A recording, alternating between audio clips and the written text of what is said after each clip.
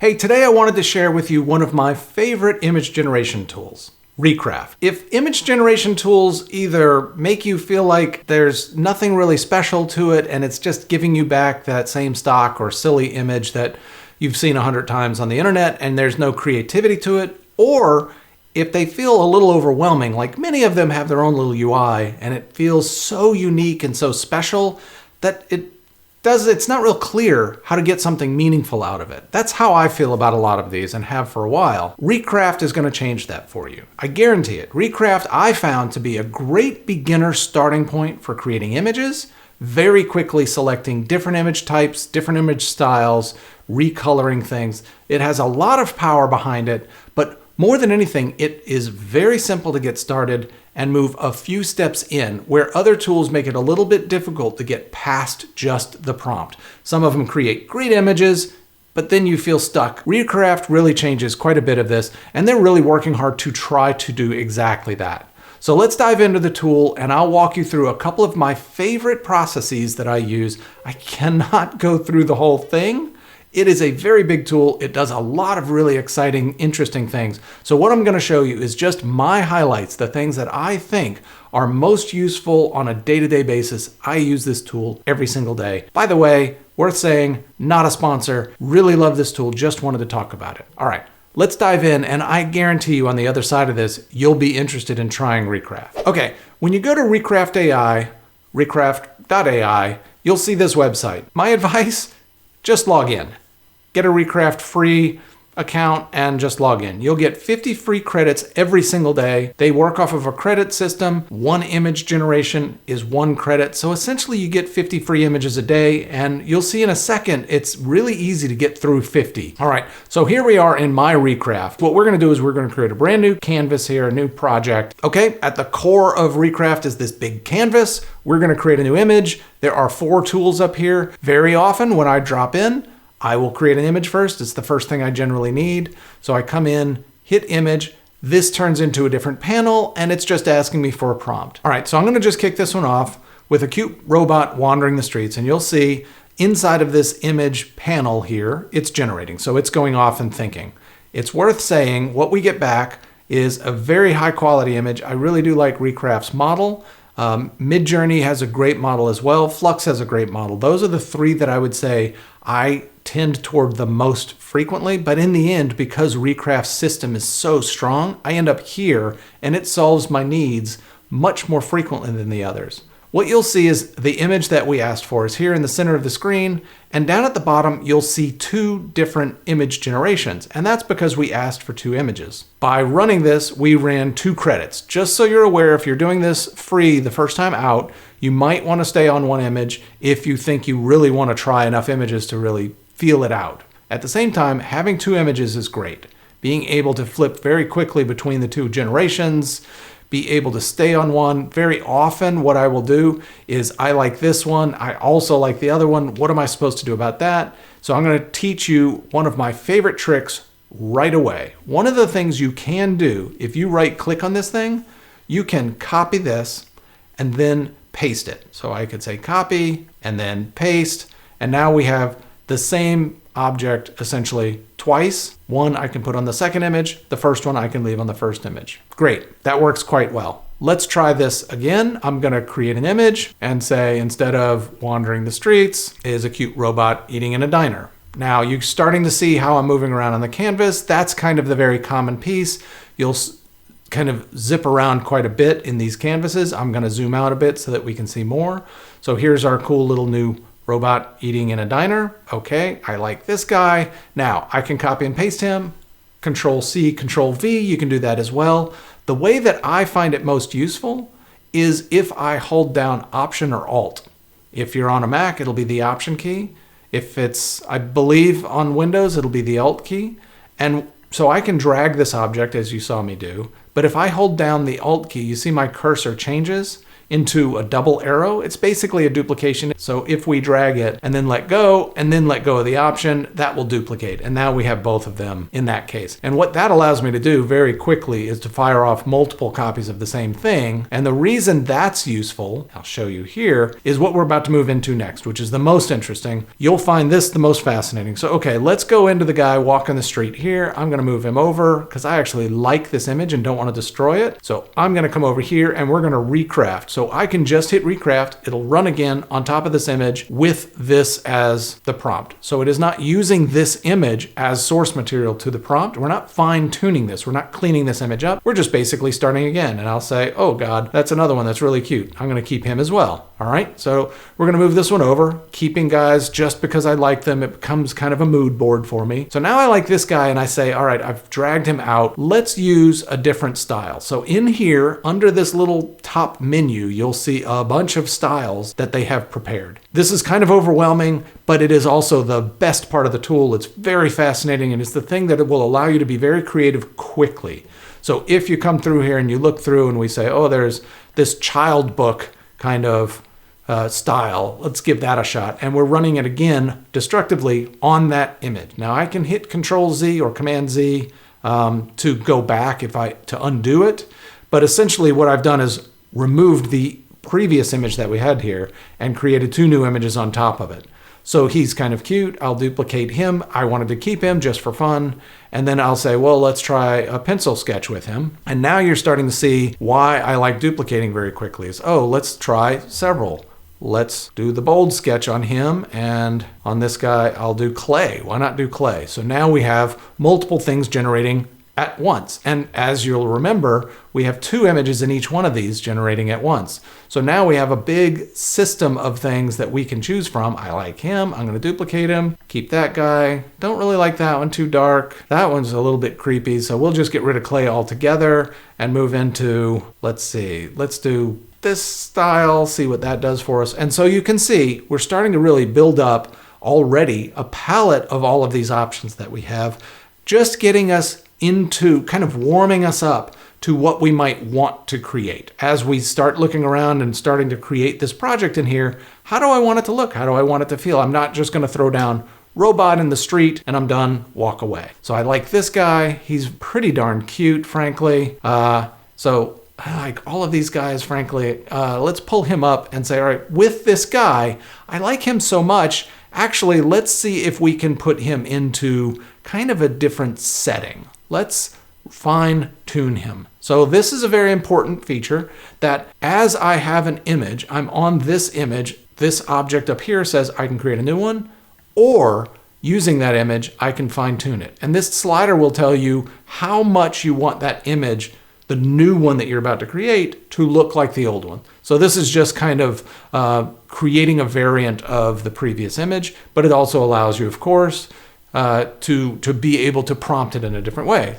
So instead of a cute robot wandering the streets, we can say he's wandering the beaches. And hopefully he's very similar. While he's generating, I will duplicate him, which saves the underlying object, because I also want to try another one as extremely similar. And while he's doing his work, I'll drag him out and go almost identical. And that way we can kind of see the difference between very similar. This is kind of the very similar version of that robot. He's not at the beach. Well, maybe he's at the beach. We got palm trees now. This is extremely similar to this original robot, which I would definitely agree that's extremely similar. And then this one is almost identical. And now, of course, what we're getting to is almost identical is also taking into consideration the information in the background. It doesn't know what to look at when you're telling it that. So as you're trying to tune it away and say, oh, well, I wanted to put him in a different place, that becomes challenging. So if you really wanted to do something like that, you could come to this one and say, okay, what I will do is I'm going to erase a given area. Let's jump in here and let's get a really big eraser. Okay, and so I've erased, or I've set this whole area, selected this area to erase. And what I'll do is hit erase in this case. And so now what we're trying to say is, oh, we have a much more simplistic object that maybe, let's duplicate him so we don't lose the information.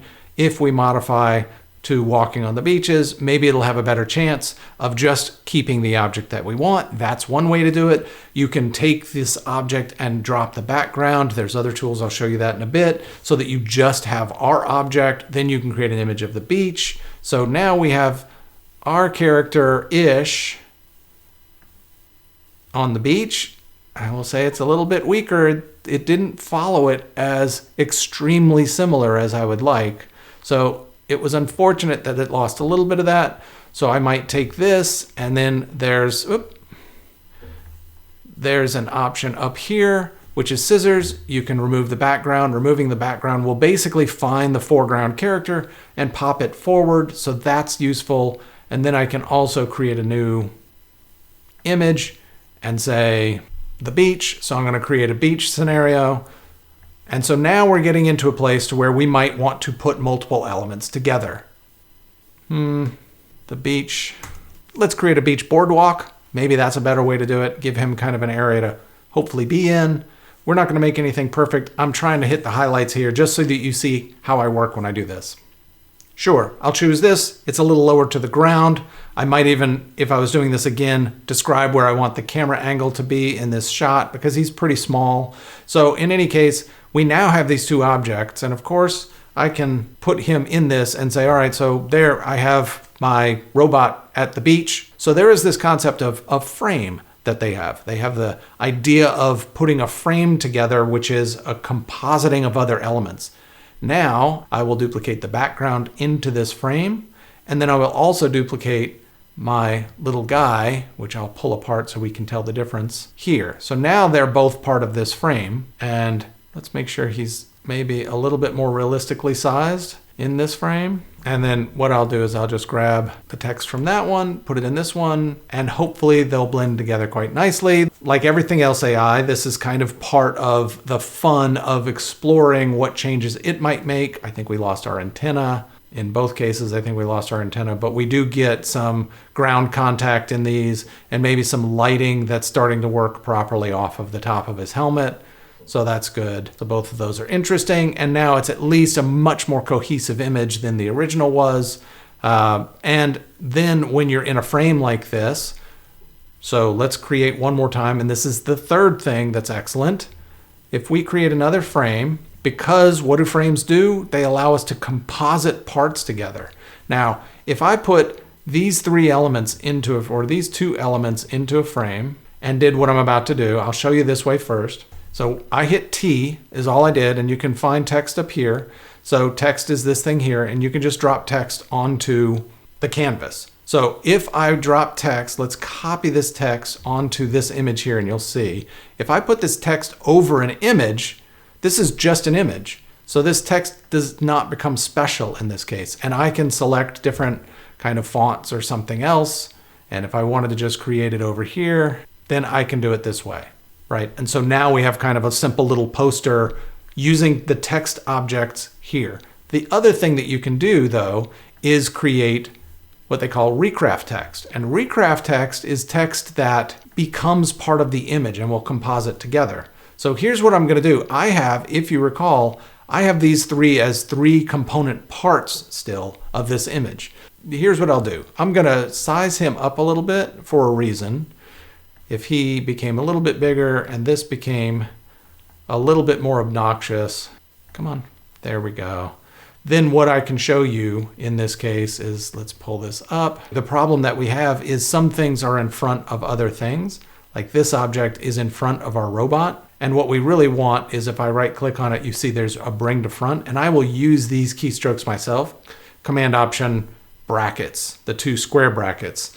That kind of move forward or move backward. That's also very common in a lot of tools. So I'll bring him forward so that when we select our text and we make it obnoxiously large, it's actually a little bit behind him. So I want him kind of occluding the text a little bit to give that depth of this image. And then when we say this, a cute robot wandering the beaches, then what it's going to do, since this is what they call ReCraft text, it's actually going to try to bake that in as a font choice, a graphical choice that the model itself knows how to create. And you'll see that. And that really is the major difference. It's like one of the things that most of these tools have not yet started to crack is how do we do graphics? How do we do text in a way that feels like it's native to the image itself? So we can choose this, and then I can come back and say robot font. So maybe it'll pick up on the fact that it's got text in it. The robot font will pay attention to that. Robot wandering the beaches will pay attention to the rest. Oh. All right, so it's changed quite a bit of things. It's not exactly what we would look for, so I'd probably shoot this a couple more times. This one over here was not bad. It's got an interesting cutout style that I wouldn't probably use because it kind of messes with the 3D nature that we're going with the text being behind him. So maybe I would say something like glass font or something like that to try to create a little bit more separation that you'd be able to see through it. So we'll see how that goes. In any case, let's create another image. All right, real briefly, because this is already getting super long and I was trying to keep it super short for you, I'm gonna actually have to skip a few things that are really critical. We're gonna create an image here using Pixar-like stuffed animal of an elephant. Let that create. And so now we're gonna end up with a singular elephant. The interesting thing that we end up with, if I duplicate that, he gets the same thing as this guy, very cute. Okay, I do like him. I don't know about the face tattoo, but excellent. Okay, very, very cute. One of the things that's happening here that we haven't talked about is the kind of detail or the kind of level of artistry that you're using. And you'll see this one was the default level, no setting. If we just go up one, it'll go to simple. And what we'll do is we'll create simple, and then we'll go up to the next level and clean, go up to the next level, dynamic, expressive, rich, and eccentric. Okay, so let's come take a look. One of the things that they do mention, if you hover over this and read this whole thing, it's basically saying simple is going to be a straight on looking at the camera kind of shot. That can be really useful because sometimes that can be very difficult to get across in a prompt. So simple might get you there in some cases. It is one of the things that I do use when I'm trying to say, wait a second, get everything else out of what I'm trying to do. I'm trying to get this robot to look straight at the screen. So this is the simple view. The next one up is clean. So clean is very nice. It's kind of simplistic, much more stuffed animal-like, but still a very attractive image. And then you start moving into things that are a little dynamic, a head tilt to it, the eyes are cut a little bit, all very interesting. So this level of detail that you can apply to an individual image just with this one slider is really important.